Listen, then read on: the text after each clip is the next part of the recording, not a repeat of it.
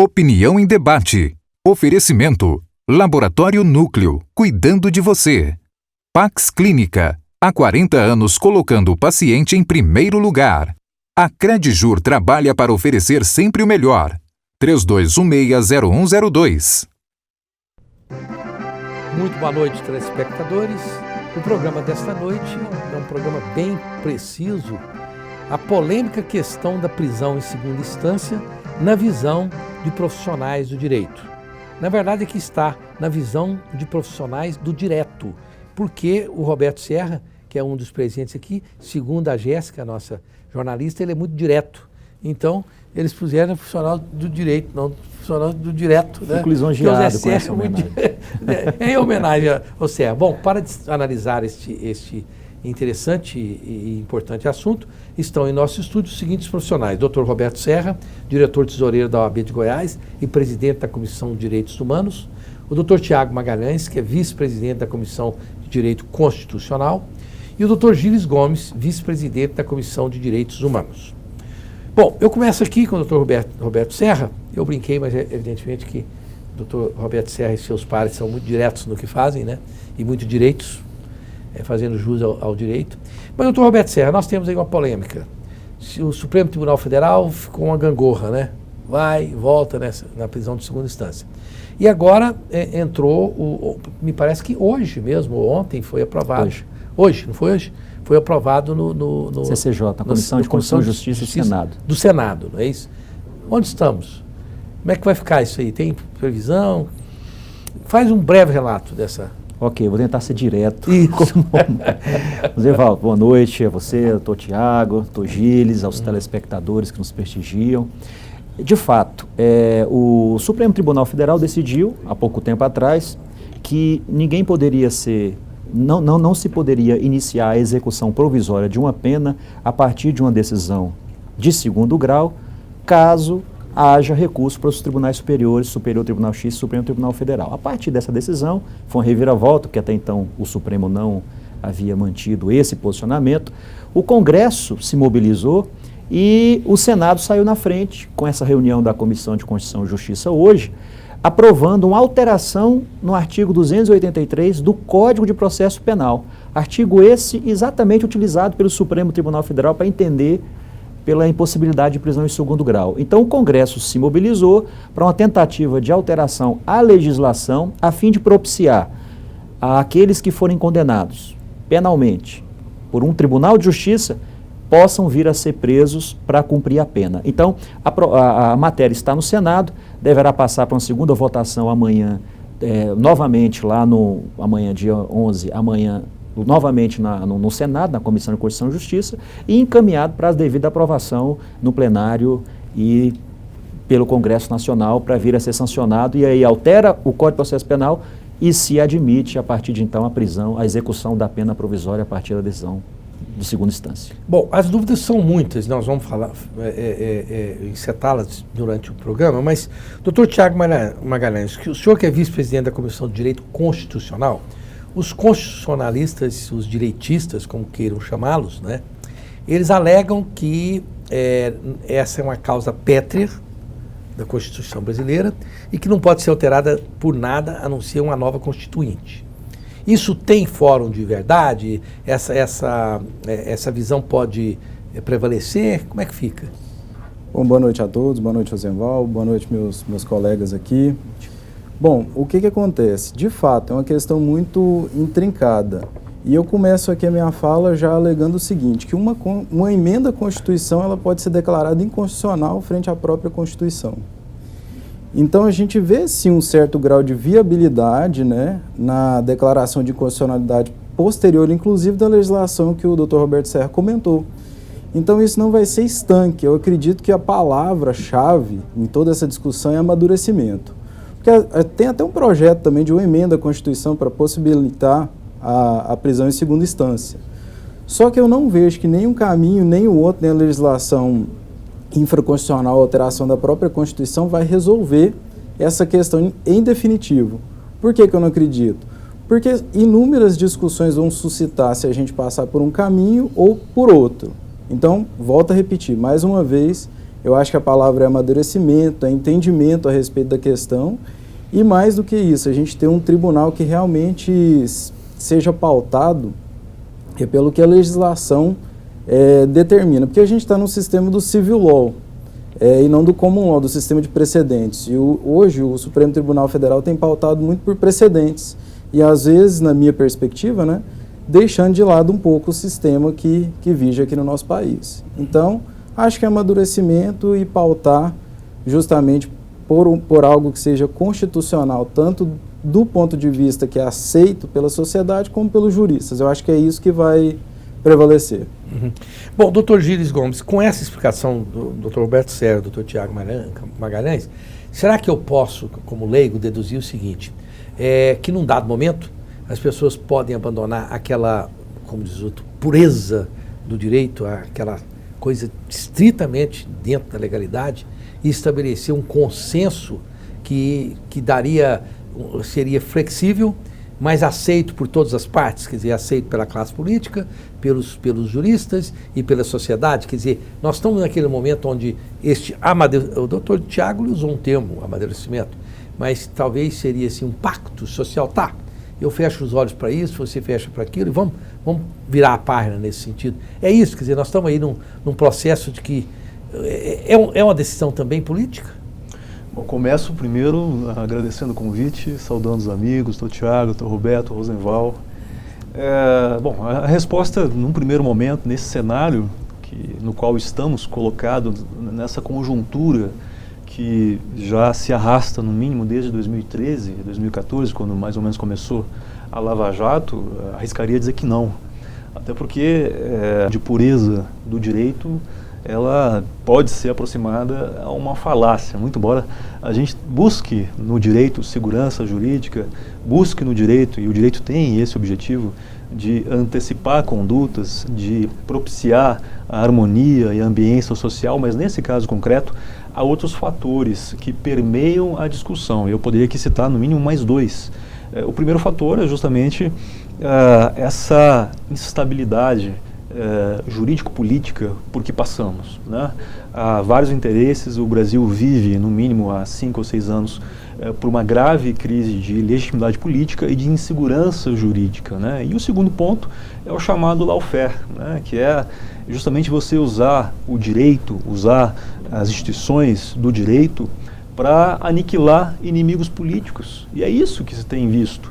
Tanto que há menos de 10 anos nós não discutimos esse primado tão caro, que é o da presunção de inocência. Ele passou a ser discutido, ele entrou na pauta política no Brasil, quando a presunção de inocência se opunha à possibilidade de um ex-presidente, legitimamente eleito, concorrer nas últimas eleições. Então, é esse fato que, vamos dizer assim, é o principal pano de fundo dessa situação. Eu concordo com, vamos dizer assim, o objetivo, a expectativa lançada pelo Dr. Tiago de amadurecimento, de cautela, vamos dizer assim, mas não é o que pelo menos eu vejo para os próximos anos.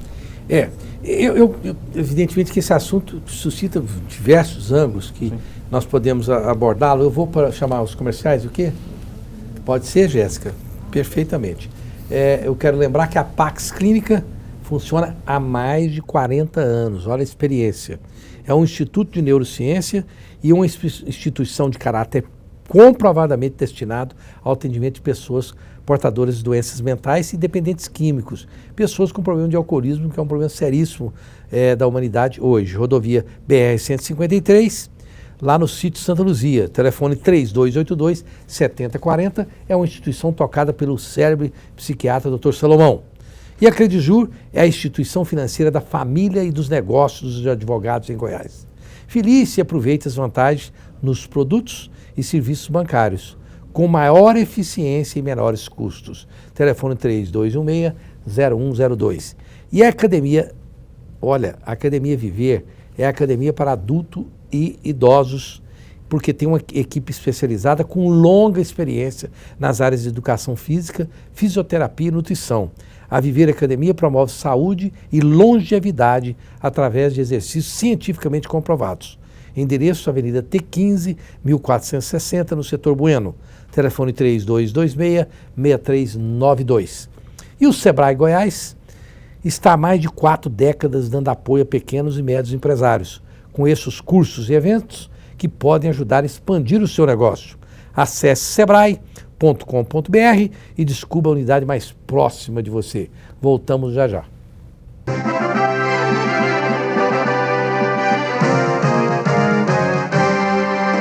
Você sabia que o Cicobi vai sortear 16 carros Etios Sedã e 3 caminhonetes Hilux 0 km para os seus associados? Para concorrer aos prêmios, basta adquirir um dos produtos da campanha Cicobi Cap Mais em uma de nossas cooperativas participantes. Mais informações e o regulamento completo da promoção estão disponíveis no site www.cicobicapmais.com.br. Se você ainda não é associado, agora tem mais um bom motivo para se associar ao Cicobi. Além dos melhores produtos e serviços financeiros, adquirindo algum produto da promoção, você pode ganhar veículo 0 km. Participe você também do Cicobi Cap Mais. Promoção autorizada pela CEFEL, número 04-00700/2018. O Laboratório Núcleo é uma empresa 100% goiana com mais de 35 unidades. Destaque em exames de hormônios e alergias, referência em provas funcionais endócrinas. Coleta domiciliar, resultados via internet e atendemos os principais convênios. Aberto aos domingos e feriados e 24 horas em hospitais. O Laboratório Núcleo quer atender você. Laboratório Núcleo, cuidando de você. 3223-5000. Você é PUC Total. Total porque é ensino, é pesquisa, é prática. E a PUC é total porque também é vestibular social.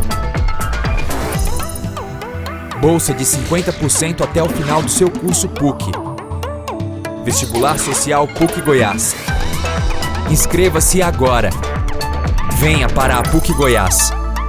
Todo domingo é dia de cultivar informação. Como uma propriedade pequena pode aumentar a produtividade, Plantar novas ideias com alguns temperos e muita criatividade, você vai poder garantir aquele prato de domingo e colher grandes resultados. para aumentar a produtividade e facilitar a vida do produtor. Tudo que é destaque no agronegócio está no Vida no Campo. Todo domingo, 7 da manhã, na TV Aparecida. Cara,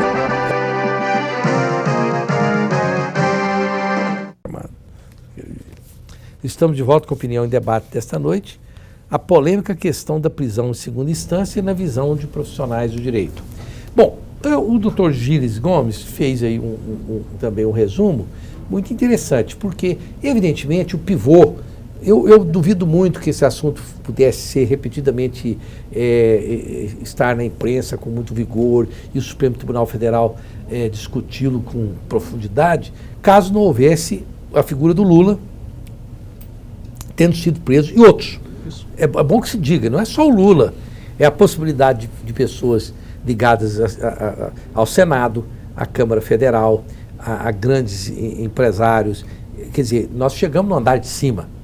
O vice-presidente é apenas um icônico nessa história toda. Mas eu pergunto, doutor Roberto Serra, nesse contexto atual, caso... E a classe política descobriu que isso aí é um palanque maravilhoso, né? O sujeito vai lá e fala, porque eu sou a favor de segunda instância, morre de medo de ser preso ele mesmo, porque ali para você tirar um bom é difícil.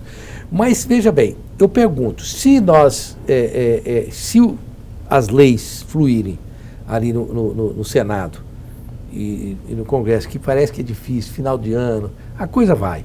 Mas é retroativo? Quando eu digo retroativo, assim, o Lula pode voltar a ser preso? Sim. Pode? Quer dizer, não é uma coisa que pode ser votada, não. Daqui para frente, não. Teoricamente, ele pode, porque é uma norma processual, né? Na verdade, uma alteração ao Código de Processo Penal. E essa alteração, ela vale dali para frente. Então, qualquer pessoa que estiver na condição, ainda que antes dessa aprovação, está passível de ser submetida a uma prisão antes do trânsito em julgado. A grande questão, Rosenval, é essa definição do trânsito em julgado. A partir da decisão do Supremo Tribunal Federal, a Câmara dos Deputados e o Senado começaram a correr atrás dos seus protagonismos dentro dessa perspectiva que você trouxe. A Câmara dos Deputados está discutindo uma PEC, uma proposta de alteração constitucional.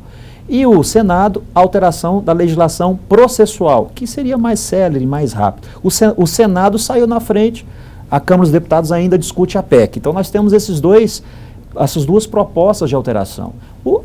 A do Senado altera o artigo 283 do Código de Processo Penal, que já foi votado na CCJ e vai ser rediscutida e talvez aprovado no mais tardar no início, no retorno do recesso parlamentar. E a PEC já tem um trâmite mais alongado. E o que a PEC propõe? A PEC propõe a alteração dos artigos que dizem respeito ao recurso especial e ao recurso extraordinário. No entanto, aquela definição de coisa julgada ou de trânsito em julgado está no artigo 5º, que é uma cláusula pétrea.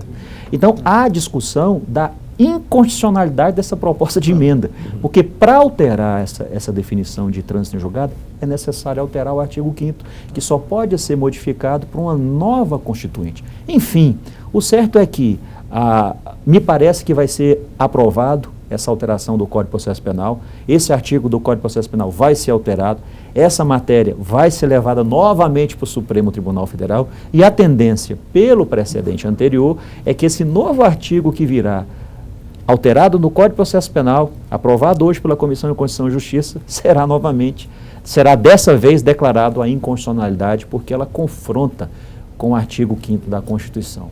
Bom, mas doutor Tiago Magalhães, fazendo uma análise diferente um pouco aqui do doutor Roberto Serra, que está sendo muito técnico, que eu mas veja bem, o Supremo Tribunal Federal, o Toffoli, que é o presidente do Supremo, né, ele abriu um caminho e disse, olha, como diz quem pariu o Mateus que o embale, né? Ele jogou o problema para os políticos, que os políticos resolvam o problema. Na verdade, outra linguagem, foi isso que ele fez. Eu lavo minhas mãos, eu aqui, então os políticos que façam. Agora, ele pede os políticos para fazerem, os políticos fazem, aí volta para o Supremo Tribunal Federal e o Supremo Tribunal fala, não, vocês fizeram, mas eu não concordo. Isso não vai ficando uma coisa assim. O Supremo Tribunal Federal não se importa com desgaste? Pois é, eu acho que a questão, além de jurídica, é também político, né? E isso vai necessariamente desembocar no Supremo Tribunal Federal, toda e qualquer alteração. Como eu já disse, até a emenda constitucional pode ser declarada inconstitucional frente ao que está disposto na Constituinte originária, né, na Constituição originária. Então, sim, é algo bastante controverso, é uma temática de direito instrumental, que é o conceito de trânsito em julgado, e ao promover essa alteração na própria Constituição, que o Dr. Roberto Serra comentou, o objeto é bem mais amplo, não só para o direito penal, ele é para todas as áreas do direito. Hoje, o recurso especial extraordinário, eles não têm efeito suspensivo. Então, ou seja, em tese, toda e qualquer decisão, quando vai para um tribunal superior, eu estou falando aí de qualquer decisão que esteja sujeita a esses recursos, podem ser executadas, tanto de forma provisória, né? Porque ainda está pendente um recurso. Mas aí a questão vai ser a alteração profunda disso, a ponto de alterar o conceito mesmo em si, do que é o trânsito em julgado, algo que é muito consolidado no nosso direito. Então, é característico da nossa sistemática, né, de freios e contrapesos, harmonizar os três poderes. E nessa dinâmica é evidente que tudo vai terminar no Supremo Tribunal Federal, inclusive o que ele mesmo colocou para o Legislativo resolver. É interessante, porque o senhor queria fazer uma observação, não? Não, pode, depois eu doutor Gilles Gomes, mas veja bem, o fato, quer dizer, que me parece objetivamente claro, é o seguinte, é que o cidadão que tiver muito dinheiro, muita condição econômica, na verdade, ele faz uma malufada, né? Ele faz como o Maluf e se perpetua na impunidade, porque nós temos recursos demais, nós temos uma banca boa de advogado, leva a coisa até prescrever. Então, será que o Supremo Tribunal Federal também não precisa, de alguma forma, dar uma resposta para a sociedade, para que a gente não pense como eu estou pensando, que não é, inclusive, o que eu penso, é uma análise fatídica, né? Tá certo o termo? É fato isso, que uma boa banca de advogado leva a coisa... Ô Rosenval, me permita, Gilles, só essa observação que é recorrente, essa questão dos bons advogados contribuírem para a morosidade e para a prescrição. Hoje, por exemplo, eu estou vindo de um tribunal que julgou um recurso de apelação e da interposição do recurso até o julgamento, sabe quanto tempo demorou? 3 anos. E isso não teve nada a ver com a interposição em si do recurso. Então, o trâmite de um recurso demorou 3 anos. Por quê? Falta total de estrutura do Poder Judiciário. Então, esse problema da morosidade, da prescrição, não necessariamente está vinculado a ter ou não advogado que entra com recurso, ou se ter vários recursos, porque nós não temos tantos assim. Você conta nos dedos os recursos previstos no Código de Processo Penal. Apelação, recurso antidistrito, embargos declaratórios. Mas só no caso do Lula foram 168, digamos, entre uma coisa e outra? Bom, sim, regimentalmente falando, é que há previsão de medidas que poderão postergar a entrega da decisão do magistrado.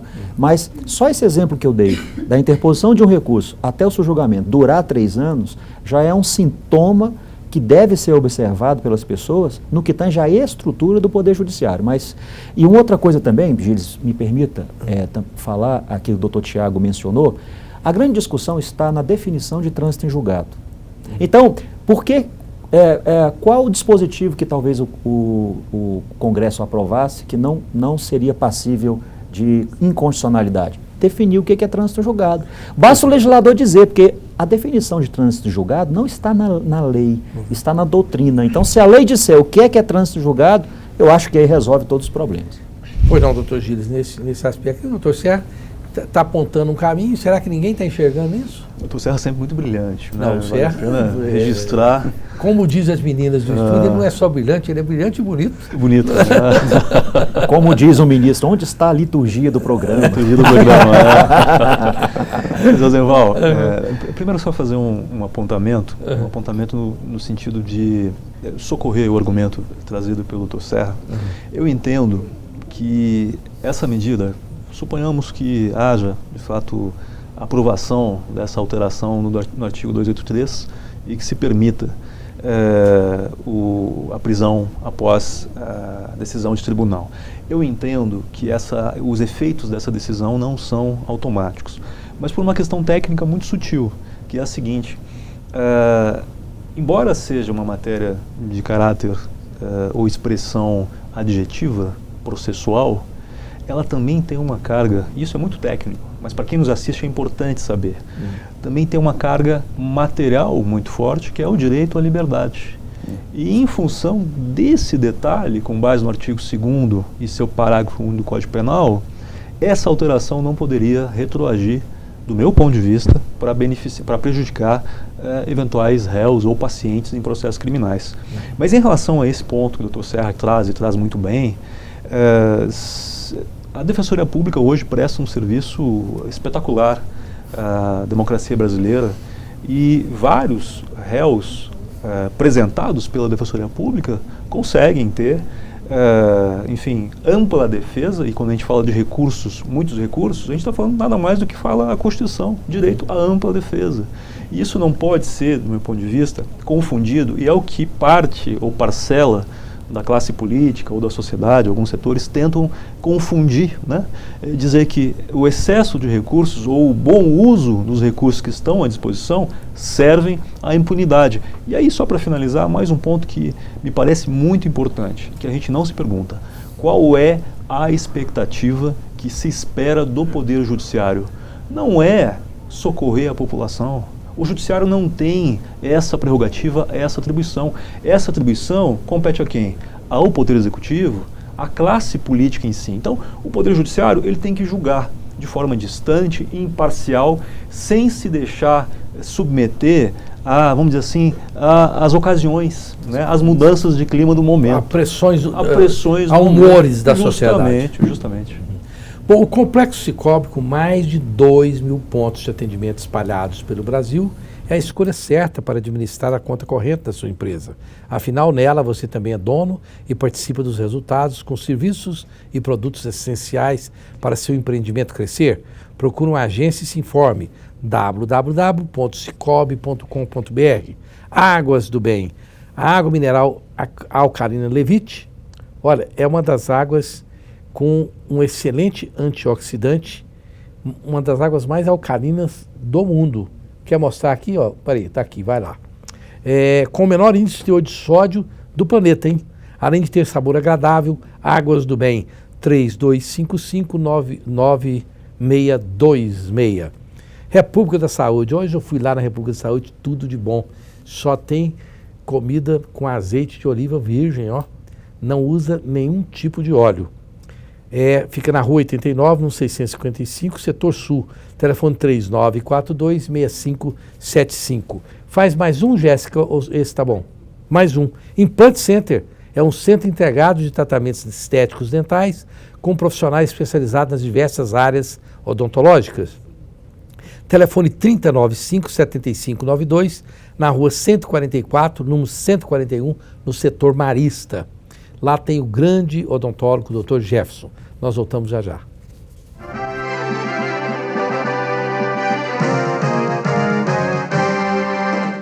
O Arnaldo agora deu pra ser síndico. E aí, pra melhorar, ele resolveu colocar a portaria remota Tecnoseg, a tal da PRT, que tem tecnologia de ponta e deixa o condomínio muito mais barato.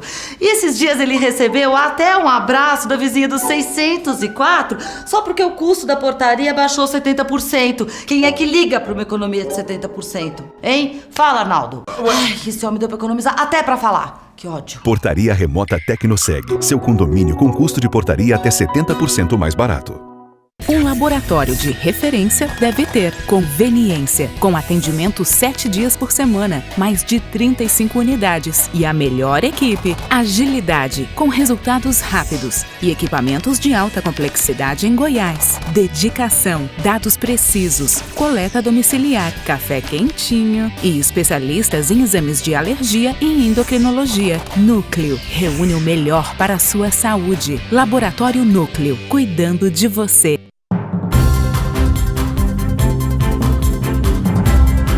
Visto de um jeito diferente. No TJ Goiás, você tem a notícia com análises sem sensacionalismo. Nossos repórteres mostram os problemas e apontam soluções. E tem ainda artesanato, arte, culinária. TJ Goiás, de segunda a sexta, à 13h, aqui na PUC TV Goiás.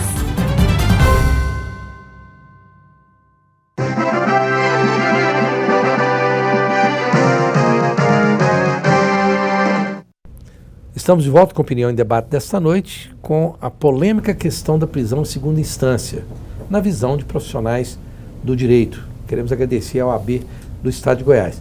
Eu quero aqui ao vivo fazer um grande agradecimento ao Padre César, o grande Padre César. Eu fui a Israel numa excursão que foi capitaneada, vamos dizer assim, pelo Padre César. Foi uma coisa magnífica, mudou a minha vida. Eu recomendo altamente que as pessoas possam ir a Israel, fazer ali a Via Sacra, visitar os lugares sagrados que Jesus passou, mas indico também altamente que procure a equipe do Padre César, porque faz isso há mais de 30 anos e de uma forma magnífica. Meus parabéns à equipe do Padre César, a Vanessa e todas as pessoas envolvidas, inclusive um grande abraço ao meu grupo, o grupo dos 21. Nós fizemos um 21 lá em Israel, em Tel Aviv, e fomos em todos os lugares. Muito obrigado, Padre César e toda a sua equipe. Bom, Dr. Roberto Serra, eu estava aqui, inclusive, falando, fiquei maravilhado com Israel, maravilhado. É uma coisa lindíssima, é um país que tem um direito muito qualificado, as pessoas são muito respeitadas lá. O turista é respeitado, exige-se dele muito, mas só o que é dentro da lei. Mas, posto isso, eu queria dizer o seguinte: o Brasil, me parece que você pergunta, viaja, eu viajo muito, já viajei, conheço o mundo todo quase, com pequenas exceções, e me parece que, olha, fora os países que são ditatoriais, vamos supor a China, Coreia do Norte, alguma coisa do gênero, me parece que nos países dito de legislação civilizada, vamos dizer assim, nós somos o país que tem maior possibilidade do corrupto sair impune. Não tem que mudar isso? A segunda instância não é a prisão em segunda instância não é um recado necessário que se passa aos corruptos, principalmente do colarinho branco, não? Rosenval, eu respeito muito o seu ponto de vista, mas eu sou obrigado a discordar com todo respeito. Essa questão da justiça, né, da punição, ela vai muito mais além do que uma simples alteração legislativa. Nós, aqui no Brasil, possuímos as legislações mais modernas do mundo. Nós temos uma legislação do consumidor que é moderna, nós temos uma legislação da criança e do adolescente moderna, uma legislação de execução penal que é referência em todo o mundo. No entanto, nós nos deparamos com esse estado de coisas, né? Tem a questão cultural, tem a questão estrutural. Então, a questão da justiça e injustiça, ela perpassa, ela ultrapassa as fronteiras da lei. É por isso que nós não podemos criticar o país por esse aspecto. Nós temos boas leis, mas precisamos, de fato, avançar na estruturação e na aplicação dessas leis. A prisão em segunda instância, por si, não vai resolver esse sentimento que alguns têm de impunidade.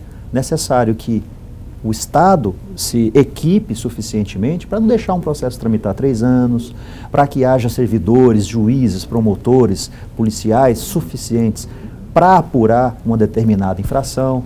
Esses e outros fatores é que contribuirão no futuro, próximo, quem sabe, para que essa sensação seja efetivamente extirpada do nosso sentimento. Nesse aspecto é que eu consigo enxergar a solução do problema. Agora, doutor Tiago, a impressão que eu tenho, quer dizer, tudo desemboca do Supremo Tribunal Federal, que eu fico perguntando o seguinte, pô, se eu pensar que tudo, o sujeito matou, ele roubou, ele estupou e tal, e tem a possibilidade de ir para o Supremo Tribunal Federal, esse problema não vai ser resolvido nem aqui, nem nunca. Porque, poxa, quantos milhões de habitantes? Nós já estamos com 230 milhões de habitantes, né? Se 2% da população for contraventora, for criminosa, enfim, tudo for desembocar no Supremo, o que eu quero dizer é o seguinte, esquece, porque se a última instância for o Supremo, eu acredito que o problema nunca mais será selecionado. Então eu pergunto, tudo tem que desembocar no Supremo? Não, hoje há um aspecto muito restritivo para que um recurso extraordinário ele chegue no Supremo Tribunal Federal.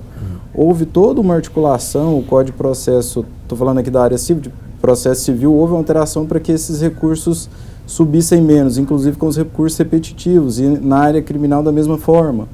Então, já houve um afunilamento muito grande.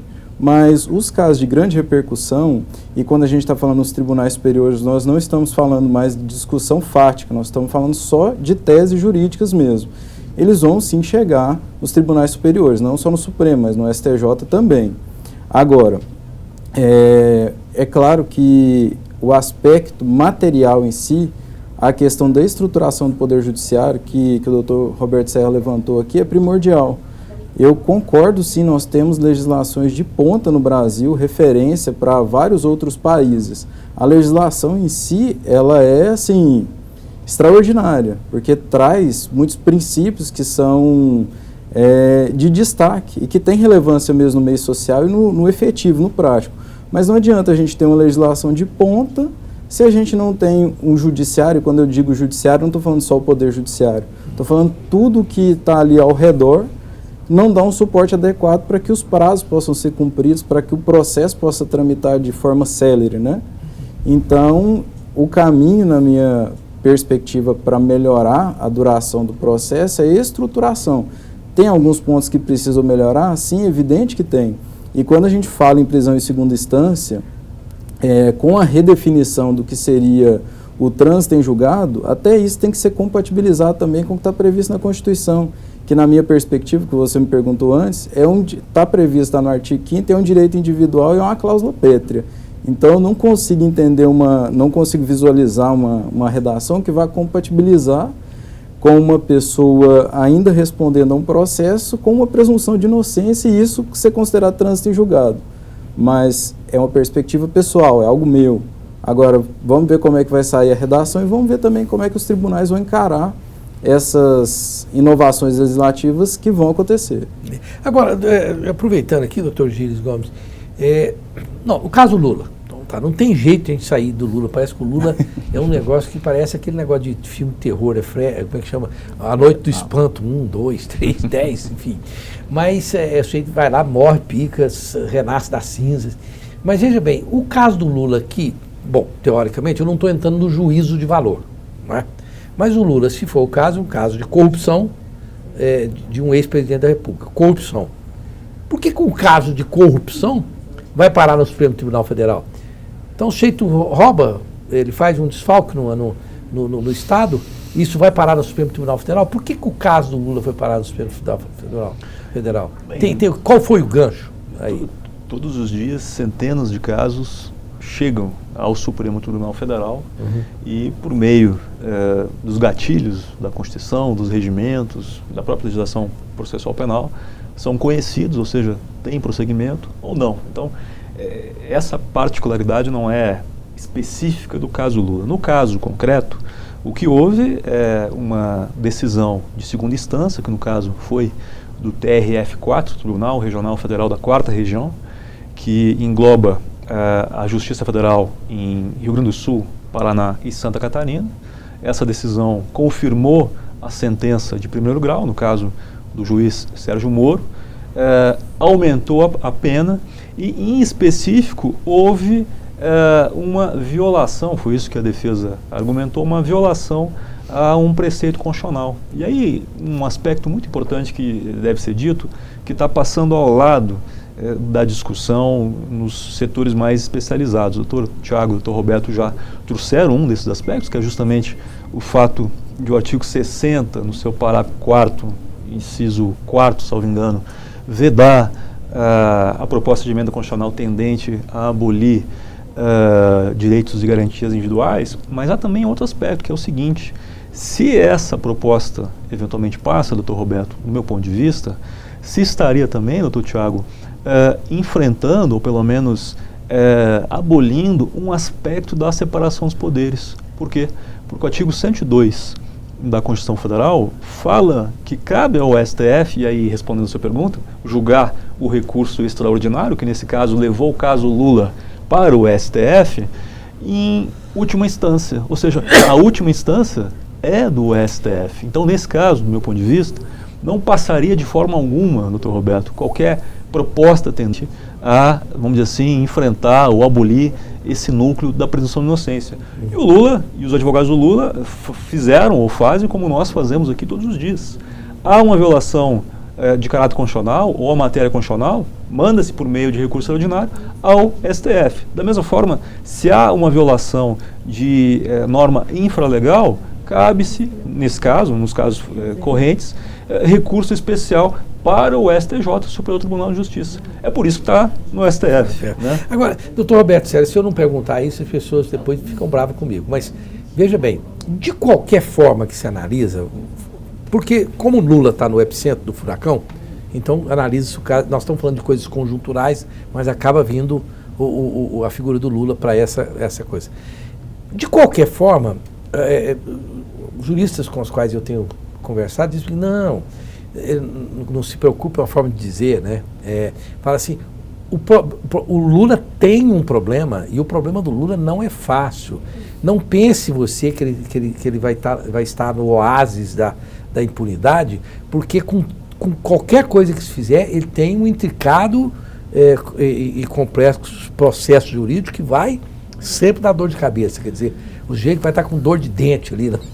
Permanente, é isso? Sabe, né? Ele tem uma dor de dente permanente? Eu fico tentando me colocar no lugar dos seus telespectadores, porque até bem pouco tempo atrás, esse tipo de assunto técnico, extremamente técnico, nem passava perto da pessoa que não tinha o curso de Direito. O jeito desligava a televisão. De um tempo curto para cá, um assunto tão complexo como esse, nós estamos aqui no programa tentando explicar, fazendo o maior sacrifício. E o telespectador entendendo, olha aí. E o seu telespectador é muito qualificado. Mas assim, por mais que nós tentemos popularizar um assunto extremamente técnico, é muito difícil. E nós estamos falando no nível do Supremo Tribunal Federal, a Suprema Corte. E só para vocês terem uma ideia, recentemente, os telespectadores, foi anulado uma sentença do Moro. Por quê? Por uma questão formal, por conta daquela apresentação das alegações finais, do delator ter sido o primeiro ou ter sido o último. Uma questão era porque para alguém ser condenada no Brasil é necessário que o processo esteja redondinho, não haja falha, não haja defeito. E esses defeitos compõem o arcabouço do artigo 5º da Constituição. Por isso que muitos recursos chegam lá para aferir, para que o STF afira se o processo está correto ou não. Então, o processo do Lula, ele é um processo complexo, ele é um processo cheio de nuances jurídicos que muitas vezes a resolução dessas nuances, elas podem confundir a pessoa comum que acha que simplesmente, estão dizendo por aí que ele é corrupto, então tem que prender, não precisa esperar recurso no Supremo, tem que soltar, ou tem que soltar, enfim. O tema tem essa complexidade que a sociedade é necessário se faz que se entenda. Mas você está fazendo igual o seu xará, o Serra lá de São Paulo, lá, o Tucano, né? Você acabou não dizendo. O Lula está encrencado legalmente? Mesmo que não seja preso na segunda instância? Olha, ele foi condenado no primeiro grau, ele foi condenado no segundo grau, a sentença foi mantida, ele recorreu, o Superior Tribunal de Justiça manteve a condenação. Então, em tese, a probabilidade dessa condenação ser mantida é muito grande, a não ser que haja uma questão relevante do seu ponto de vista constitucional para isso ser alterado. E me parece que não há. Então, a chance da condenação ser mantida é muito grande do ponto de vista fático probatório, mas a decisão ainda não transitou em julgado. Perfeitamente. Jéssica, você pediu para chamar os comerciais? Jéssica, eu já disse a você muitas vezes que a sua alegria atrapalha a minha tristeza. E você não presta atenção nisso. Eu quero aqui de público agradecer a jornalista Jéssica. Em 18 anos de programa, eu nunca permiti, com uma única exceção, que foi o professor Tucano, que alguém me substituísse no programa. E a Jéssica me substituiu recentemente, 2 ocasiões distintas, com muita categoria, é uma grande jornalista. Eu quero acreditar a ela, me deu a confiança que você poderia ser uma pessoa a me substituir no programa, e me parece que você saiu muito bem. Muito obrigada. Tá certo? Você ainda chega lá, daqui uns dias você está velhinha fazendo um programa em algum lugar, por aí vai se lembrar que eu coloquei você nessa fria. A Joyce Barbearia é uma casa que oferece quase todos os serviços estéticos masculinos, cabelo, barba, tratamentos faciais, podologia. Olha, tem ambiente totalmente pensado para o homem moderno, inclusive para os noivos. Rua 1123, quadra 229, no setor Marista, ali na rua do Bar do Paim. Telefone 3988-6223. E a Cerrado Acabamento, você preste atenção. Não é somente mais uma loja nesse segmento, mas sim a melhor. Endereço Avenida Mutirão, número 2948, no setor Bueno. Telefone 3922-5600. E o Subilt conta com 10 unidades, todas com localização privilegiada, e tem um projeto inovador. Você, a mulher moderna, aliás, que a Jéssica, quando fez a apresentação do programa, esteve lá quase a manhã inteira para poder fazer o programa na parte da tarde, viu, doutor Serra? Rua 22, esquina com a 13, número 395, no setor oeste, telefone 4012-1066. Voltamos já já.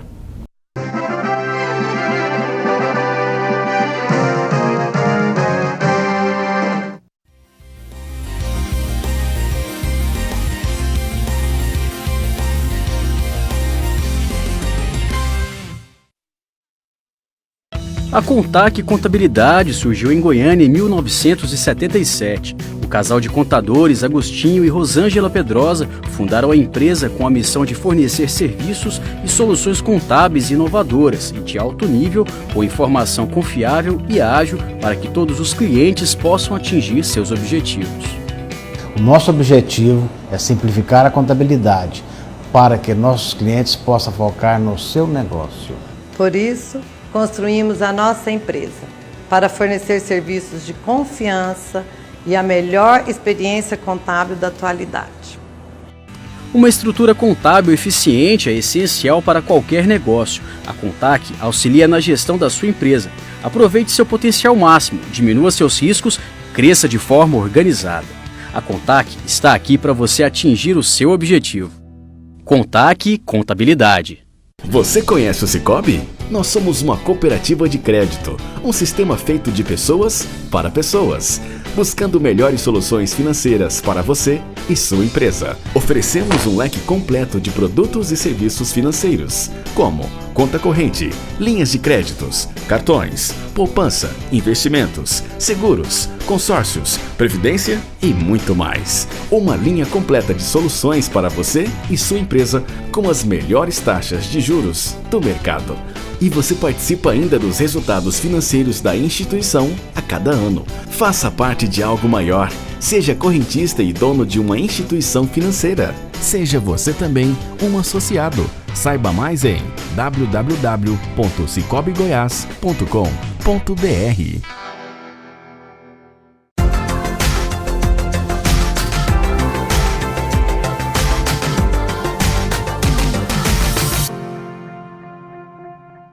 Agora a ciência e a cultura dos povos de língua portuguesa e espanhola mais perto de você. Acompanhe o noticiário científico e cultural ibero-americano e entre em contato com 14 países. Programa NCC todo domingo, meia-noite, aqui na PUC TV.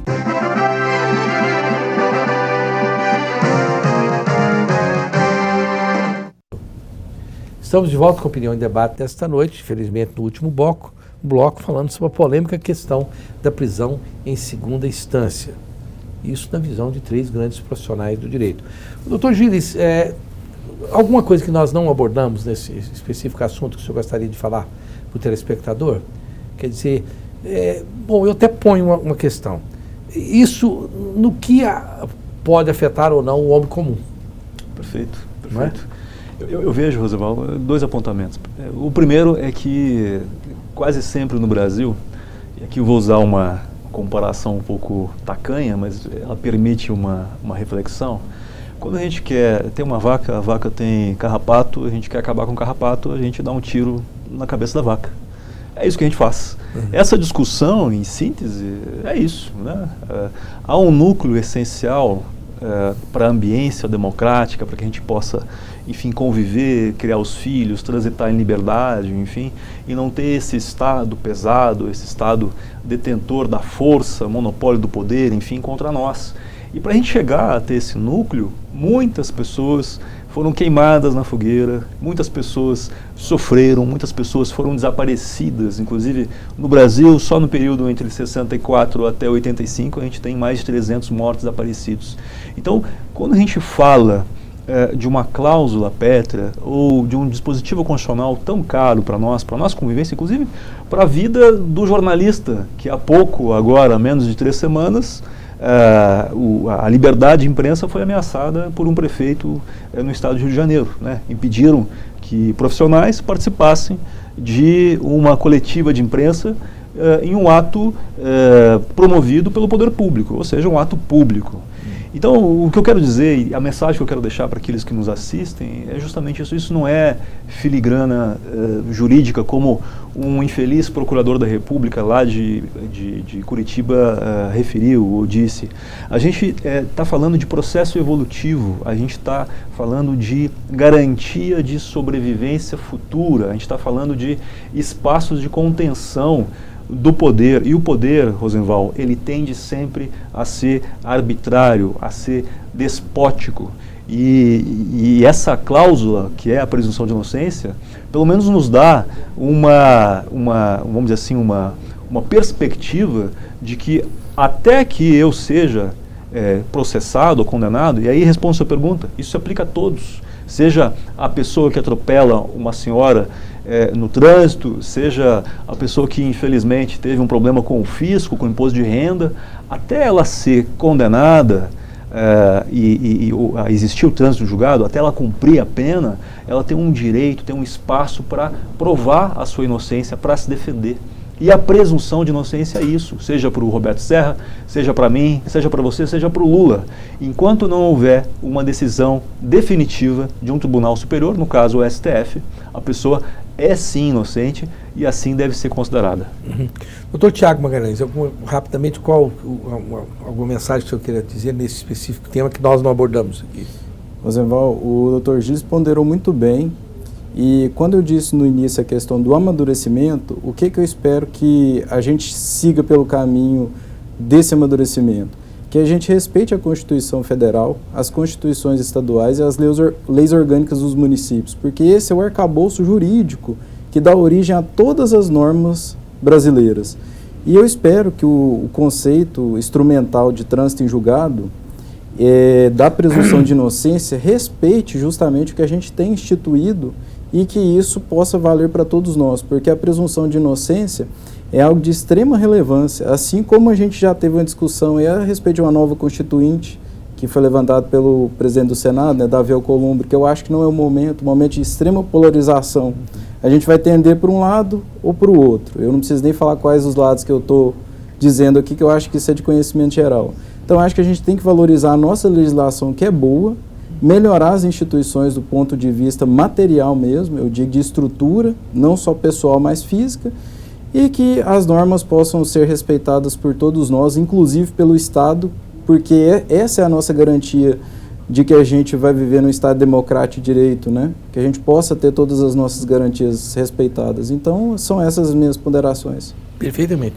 Doutor Roberto Serra, embora o senhor tenha reiteradamente advertido sobre isso, como acho que esgotou um pouco o assunto, eu queria que o senhor falasse para aquelas pessoas que pensam o seguinte: isso é coisa que interessa a grandes advogados, porque os advogados precisam ganhar muito dinheiro, e se não tiver prisão em segunda instância, esses advogados não vão ficar tão ricos quanto são.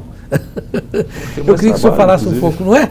Mas muita gente pensa assim, aliás, que isso tem uma razão de ser, porque você existe aí bom, não vou falar o nome, porque às vezes pode ter sido uma coisa errada, mas existem grandes advogados em Brasília que vão lá e abraçam o ministro pela decisão, e são bancas milionárias, né? Eu queria que o senhor falasse um pouco sobre isso. O bom relacionamento é sempre importante. É importante. O Gilles fez uma análise jurídico-filosófica da questão muito perfeita. O doutor Tiago complementou com alguns pontos importantes a serem destacados.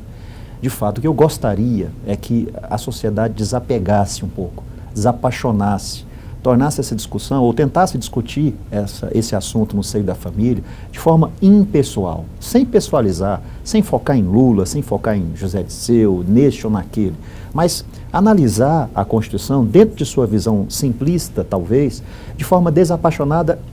E eu tenho certeza que se isso vai acontecer, se vai entender verdadeiramente a essência do princípio da presunção de inocência. E essa prisão de segundo grau, ao contrário do que muita gente diz, para tentar talvez desacreditar ou descredibilizar aqueles que, por exemplo, são advogados e defendem um posicionamento contrário àquilo que se procura pregar com a prisão em segundo grau, para que essas pessoas entendam, a prisão em segundo grau, pelo contrário, nos dará muito mais trabalho. E, sob o ponto de vista do viés metal, esse assunto para a advocacia seria ótimo, né? Sob o ponto de vista profissional e atuação profissional. Mas não é isso que nós queremos. Sim. Nós, como membros da sociedade, como defensores da Constituição, quando o advogado vai pegar a sua carteira, ele estende a mão, promete, jura perante a Constituição, defender os preceitos constitucionais. Nós que temos essa essência que carregamos ao longo do exercício profissional, não podemos compactuar com o viés metal pura e simplesmente. Faz parte a contraprestação do serviço profissional? Sim, assim como o jornalista merece receber os honorários ou salário pelo seu trabalho e outros profissionais. Mas a questão aqui desenvolvida pela advocacia, ela é muito mais ampla. Ela perpassa pela defesa irrestrita da Constituição. E a Constituição é clara no sentido de preservar esse preceito caríssimo para a sociedade, que é a presunção de inocência.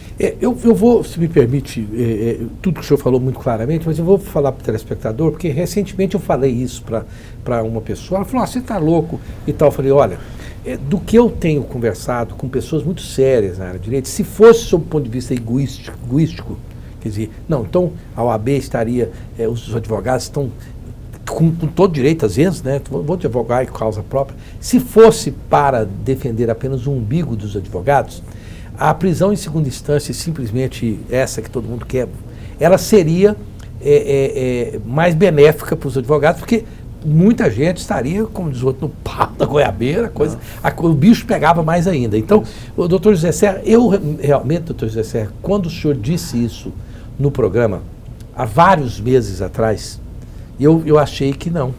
E depois fui me atentar, conversar e me inteirar sobre o assunto, e realmente o senhor tem razão. Se os advogados fossem defender apenas o seu umbigo e querer que a coisa ficasse melhor para eles, na verdade eles deveriam defender que a segunda instância fosse aprovada da forma, como diz outro, assodadamente, como muita gente quer, não é isso? Até porque a atuação do profissional do advogado não termina nos recursos. Ela continua na execução penal, ela continua em outros campos de atuação. Jéssica, quantos minutos? Está aí, Jéssica, aqui. Doutor José Roberto Serra, meu grande amigo, muito obrigado pela sua presença aqui novamente. Obrigado. Doutor Tiago Magalhães, muito obrigado pela Eu que agradeço a oportunidade. honrosa presença. Diz que professor de Direito. Você é professor, não? Sou professor de Direito Civil. É de Civil. Constitucional, não. De constitucional, de jeito tá ficando tudo biruta. Doutor Gilles Gomes, muito obrigado pela sua presença. Eu que agradeço mais uma aqui. vez. E aos telespectadores, minhas considerações finais são as seguintes. Eu entendo que nunca no Brasil, eu tenho 44 anos de profissão, eu me sinto muito gratificado que nós estejamos no Brasil discutindo preceitos da legalidade. Não tem nada errado com isso. Não pense que por isso o Brasil está de ponta cabeça, que nós estamos no caos. Não, nós estamos discutindo exatamente uma coisa muito boa. As pessoas estão inteirando sobre o direito, sabendo o que é correto, dando sua opinião e participando. Porque isso é muito melhor do que você ficar alheio e você ser atropelado pelo direito. Até a próxima quinta-feira, se Deus quiser.